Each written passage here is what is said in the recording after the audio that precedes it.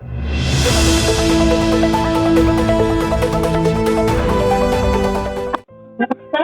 मी doctor Deepali Sawant राखणवाड. Mukhed नगरपालिकेचा हो घातलेल्या इलेक्शन मध्ये नगराध्यक्ष पदाची राष्ट्रीय काँग्रेस पक्षाची उमेदवार.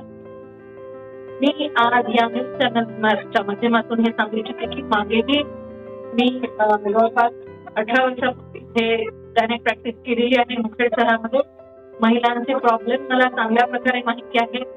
म्हणून की महिला संघाच्या माध्यमातून मी महिलांसाठी खुलं व्यासपीठ महिलांना उपलब्ध करून दिलेलं आहे. शासकीय दवाखान्यात आम्ही घराघरातून पेशंटसाठी आणि पेशंटच्या नातेवाईकांसाठी आहार पुरवलेला आहे. आणि सिंधुताई सपकाळांसारखे महिला पिढीचे आम्ही व्याख्यान इथे आयोजित केलेत. महिलांसाठी जनजागरण काम उत्तम प्रकारे केलेलं आहे.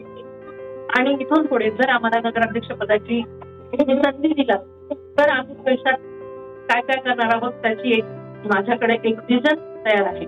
जर उमेदवारांनी नागरिकांनी आम्हाला संधी दिली तर निश्चितच एक रबर स्टॅम्प न बनवून राहता मी महिलांसाठी नक्कीच ह्या गोष्टी करू इच्छिते. त्यात सगळ्यात प्रिऑरिटीमध्ये बिंग डॉक्टर एक पहिलं माझं जे मोठो आहे तो आहे की स्लम एरिया, प्रत्येक स्लम एरियामध्ये नगरपालिकेकडनं दवाखाने आम्ही उपलब्ध करून देऊ काँग्रेस पक्षाकडे.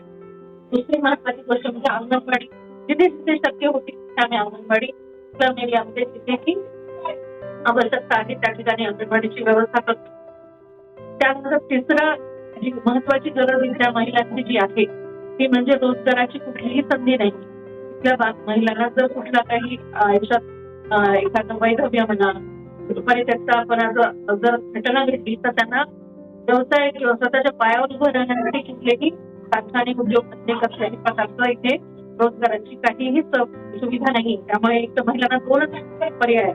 एक तर धुणी भांडे काम करणे किंवा शिलाई मशीन करणे.